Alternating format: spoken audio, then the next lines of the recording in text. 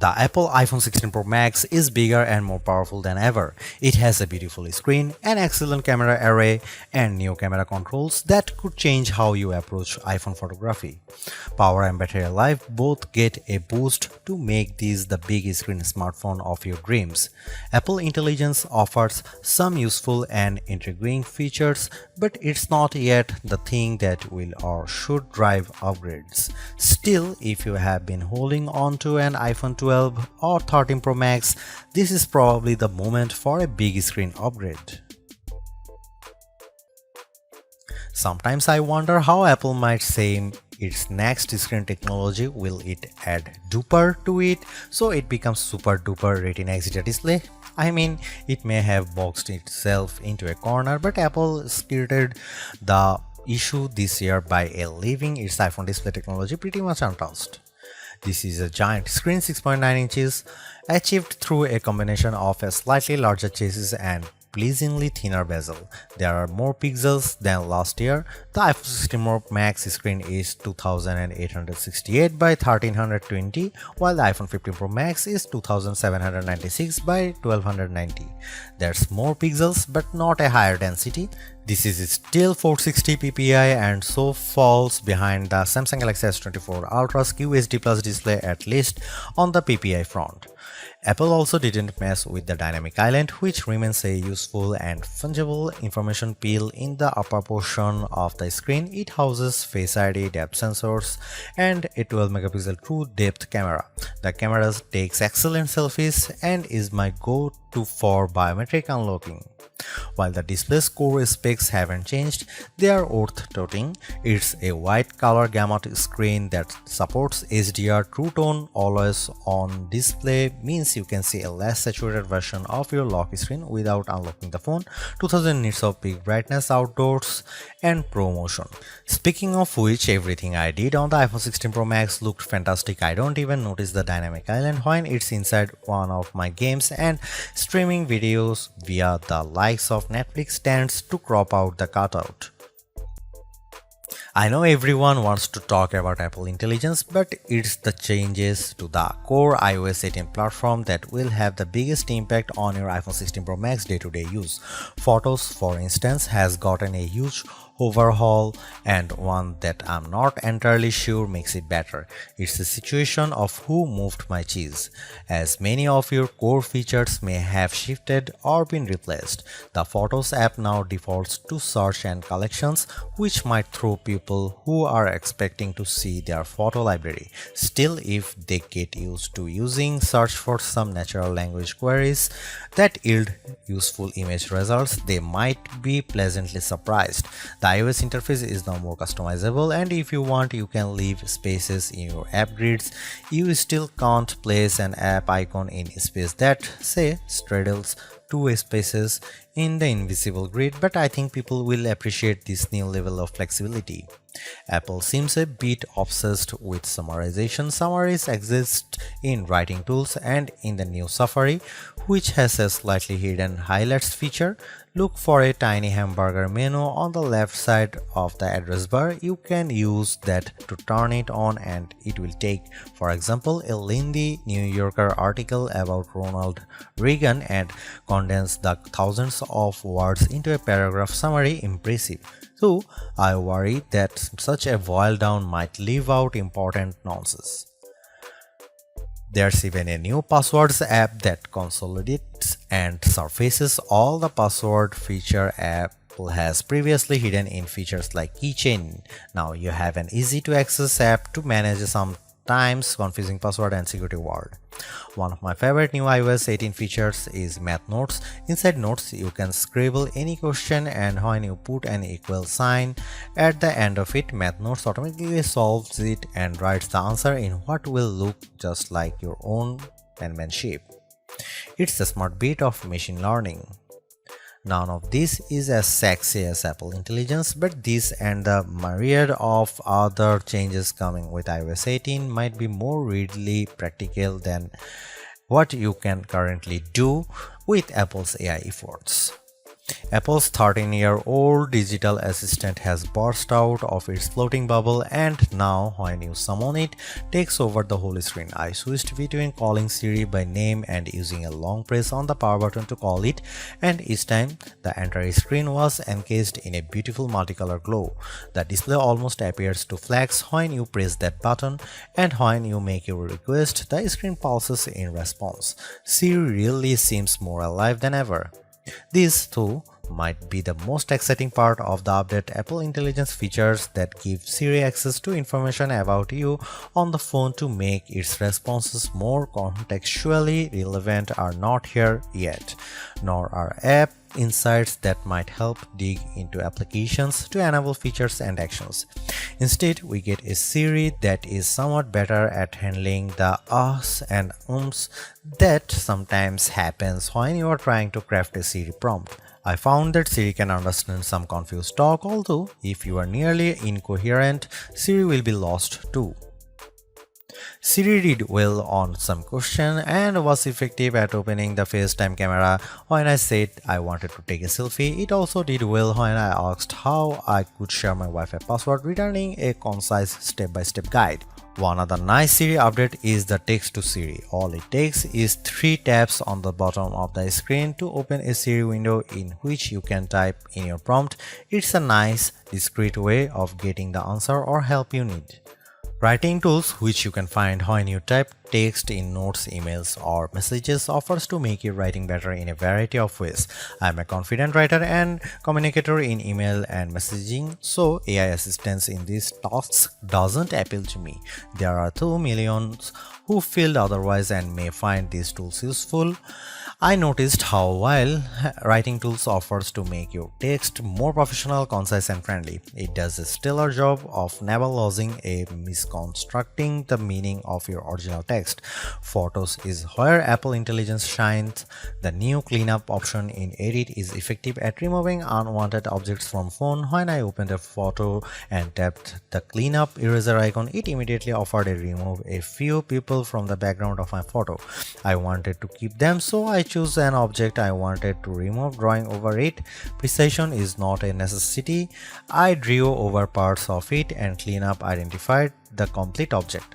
When I took a picture of my wife at an outdoor restaurant, I noticed that you could still see all the cars parked behind her. I used cleanup to remove them one by one. It did a good job. In all, Apple Intelligence shows early promise, but compared Google Gemini and Galaxy AI, it seems a bit limited.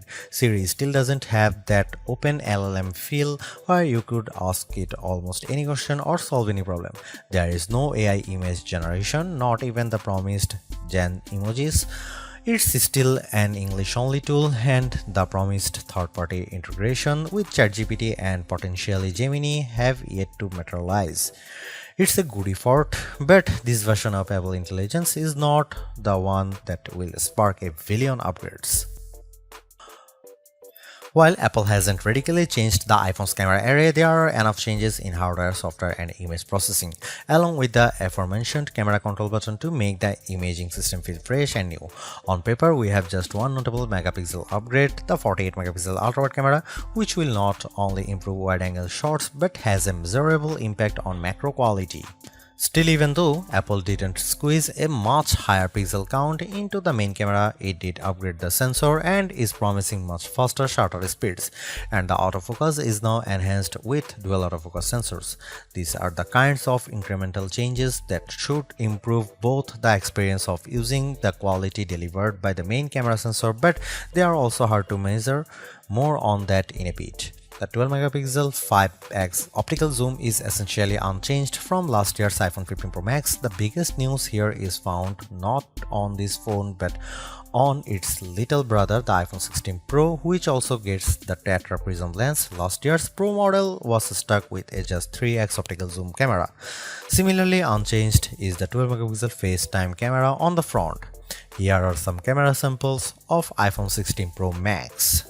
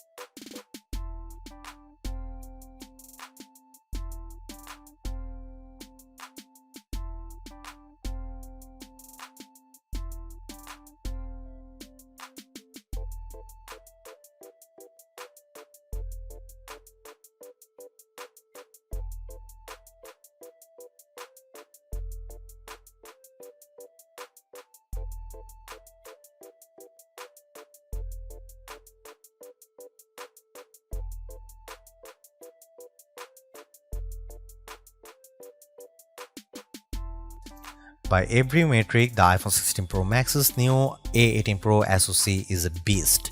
It outperforms the A17 Pro and Qualcomm's Snapdragon 8 Gen 3 in most benchmarks, while Apple isn't backing the CPU with as much memory as you might find in, for instance, a Google Pixel 9 or Samsung Galaxy S24 Ultra. The iPhone 16 Pro Max and its A18 Pro chip make good use of the 8GB it has. That the iPhone 16 Pro Max is essentially a mini computer in your pocket should surprise no one. Apple Silicon has provided ample power for everything from everyday productivity tasks to 4K video editing and AAA console gaming. The A18 Pro is no different, but in this case, we have an even larger canvas on which to enjoy its benefits. I'm not sure I could find a task this phone couldn't handle. If I have one criticism, it's that the phone does seem to get a bit warm during, for instance, gameplay and video editing in CapCut. I don't know if this is the graphite covered aluminum substructure more efficiently delivering heat from the chip to the body or the phone overworking. The good news is that this does not adversely impact performance or battery life. Call quality was good, and I am pleased to see that this is now a future-leaning platform with Wi-Fi 7 support. There's also Bluetooth 5.3 support and second-generation ultra-wideband. It helps in my Find My app, which I used when I purposely misplaced my new AirPods 4. In the US, the iPhone is now eSIM only, which I like, although some people miss the physical SIM card. I appreciate the ease of switching eSIMs from one phone to other and how easily the iPhone 16 Pro Max lets you switch between multiple eSIM numbers on the iPhone 16. The iPhone 16 Pro Max delivered some of the best Future Labs battery drain results I have seen. We got an average 16 hours of battery life on our tests, and anecdotally I saw between 14 and 17 hours depending on activity. That's impressive. Apple is finally supporting QI2 wireless charging technology and provided me with a new QI2 supporting MagSafe charger and a 30-watt charge adapter. The iPhone 16 lineup ships with a 60-watt capable USB-C cable but no charging adapter. Using those two accessories, I recharged the iPhone 16 Pro Max at 44% in 30 minutes. Apple claimed 50% in 30 minutes, so this is pretty close. A full charge took about 2 hours. One thing not a lot of people know is that with a standard USB-C cable, you can charge your AirPods or Apple Watch off the iPhone. Should you buy the Apple iPhone 16 Pro Max? You should buy Apple iPhone 16 Pro Max if you want the biggest and best iPhone ever. There has never been a larger iPhone or a larger iPhone screen than the one found on the iPhone 16 Pro Max. Buy it if you want a head start on Apple Intelligence. Apple Intelligence feels like an exciting experiment that has some stellar capabilities like cleanup and more forgiving Siri, but it is far from finished. You can get in on the ground floor now too. Don't buy iPhone 16 Pro Max if you want more affordable big screen power. The iPhone 16 Pro Max holds the line on price, but it still starts at $1,199 US. If you want to save a couple of $100 but still get the big screen fun, you could look the Google Pixel 9 XL.